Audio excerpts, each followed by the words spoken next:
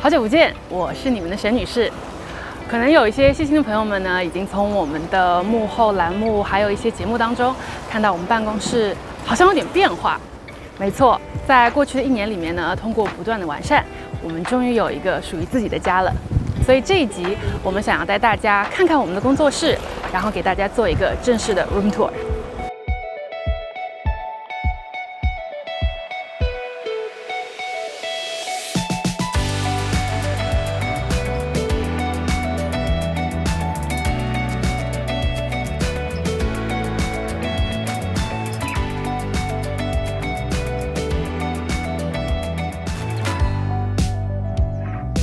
我还记得我们的第一间办公室呢，是在新天地的 SOHO 3Q， 当时也是在那间办公室里面，我和当时的 intern Greenna 一起打造出了现在是当下新消费的原型节目。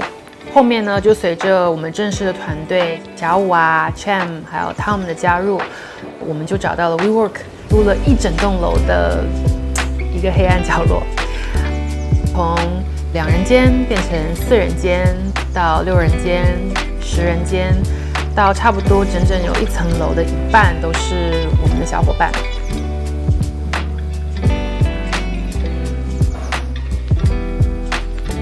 咱们过了这道坎，我就越过了山丘。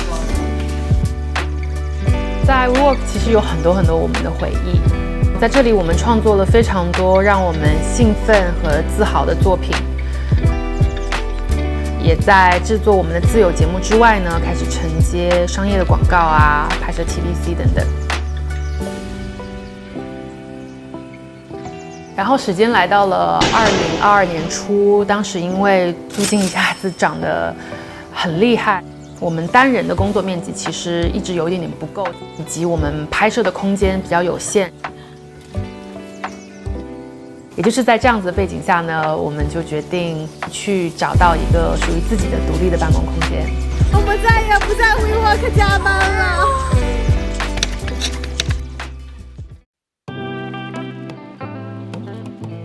这里就是我们办公室最重要的一个区域，所有大家熟悉的编导都是坐在这一圈。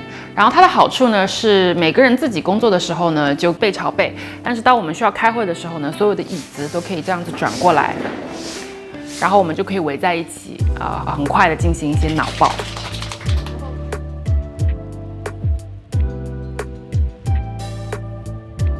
这里2排就是我们的中台区，从策划到运营到后期到摄影组。如果采访对象有什么顾虑，其实很多时候都是靠我们的策划制片老师去搞定的。谢谢理解，谢谢理解。运营部门的职责呢，就是让更多的人能够看到当下。别掉粉了。最近还推出了我们的幕后栏目，叫做当下番外。如果你想要收到最新的推送的话，不要忘记在网页版里面去订阅那个合集，这样你就可以搜到我们那些好玩的小花絮。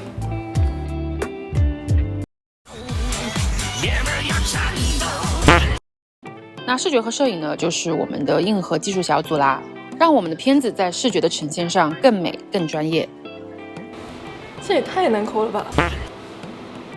在办公室的上方呢，我们有一台巨型的电视，由我们毕业生小江老师倾情赠予。小江老师，我们内部审片的时候，大家就会围坐在一起，会给互相呢做一些反馈。但是在没有审片的时候，这台电视最大的功能就是轮播我们的片子。如你所见，这里呢就是我的工位，我在办公室的最深层，然后只要桌子一降下来，整个办公室的全景我基本上都可以看得到，你懂的。我们当时在设计的时候呢，特别让设计师做了一个吧台。起先呢是因为大家就是久坐会很辛苦嘛，那坐累了你就可以站起来办公，可能对腰啊、对腿啊都比较好。那它现在最主要的一个功能呢，就是点到了外卖之后，可以在这边吃东西、喝奶茶、狂炫。这里呢，就是我们这次办公室最重要的一个理由。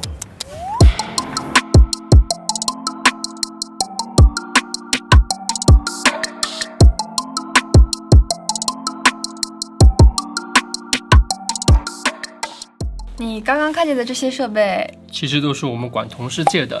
真正属于公司的相机是2台佳能R6，一台在这里，另一台在……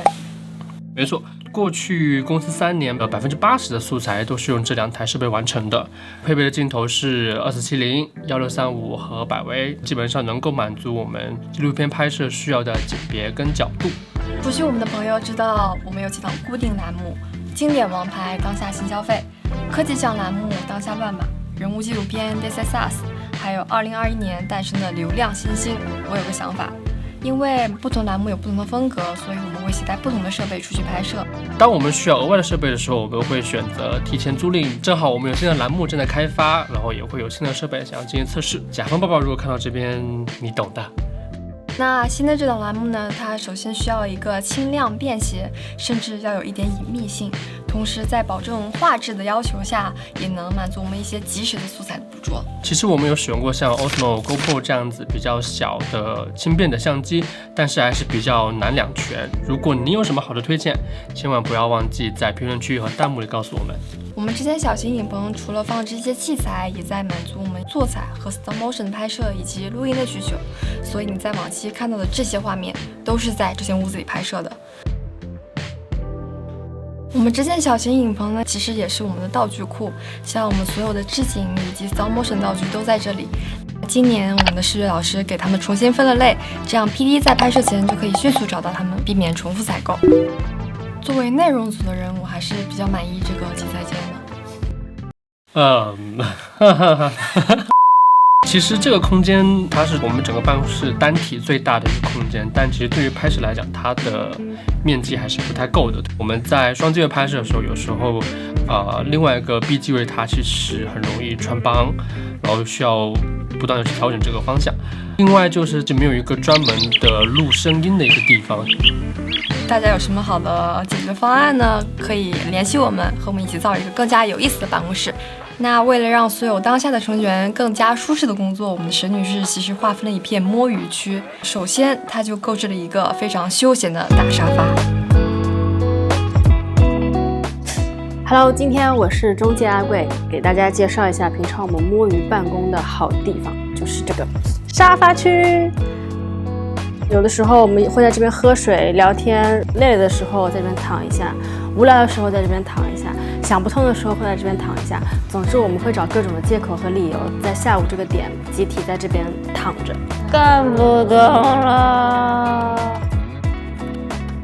这里的话呢，就是我们的水吧还有零食区，大家平常会买一些自己家的特产放到这边，也有一些陈年不吃的，比方说之前做传销时候的牛小棒。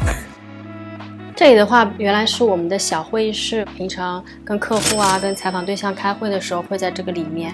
在今年的时候，2只流浪猫闯到了我们的办公室里面，所以现在这个会议室变成了流浪猫猫之家。我们现在给它们取名，一只叫 A Car， 一只叫百大，有一些美好的希望在里面吧。平常我们照顾它的话，时间还是比较有限，所以现在这2只猫猫是开放领养的，可以私信我们编辑部跟我们联系。往前走的话呢，就是囚禁自己的自闭间，一共有像4间。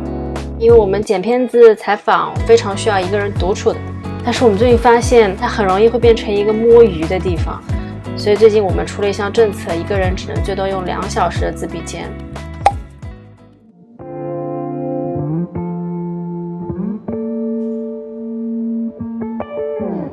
我特别喜欢的就是这里的院子，有一个可以自己呼吸的绿色的小的空间。在天气好的时候呢，我们就会在里面聚餐barbecue 甚至是做露天的放映。有个院子就是好哎。相比于我们之前在共享办公空间的那个时期，这个空间给了我们更多的自主权、自由。谁先摸到玻璃谁就赢了。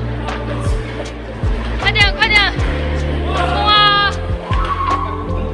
我们的设备能够更便利的进出，我们可以在自己的拍摄空间里面做更自由的创作。我们在过去的这几年和大概70个品牌做了有100多个项目。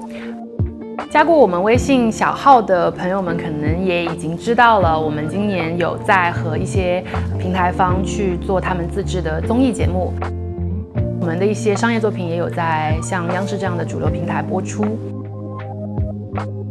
未来我期待可以跟业内更多的小伙伴一起去碰撞出更多的火花。想要做这集也是因为办公室的变化也是当下这7年一路走来的记录。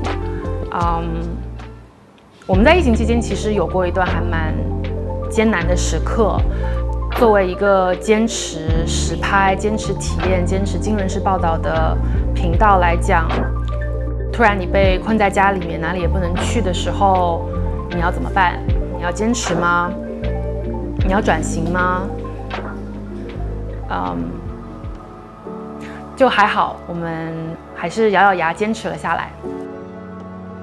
我们一路走来，从新天地的 SOHO 到虹口，从云南路到新疆路，到现在海防路，很多的小伙伴都在一路同行，不论长或者短，我都希望曾经、正在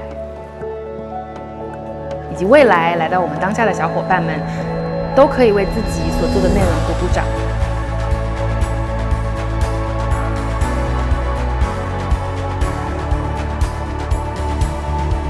也希望我们当下的毕业生们，不论你们现在所处在世界哪个角落，希望你们也可以一如既往的勇敢的去坚持你所相信的，去发现、去感受、去爱。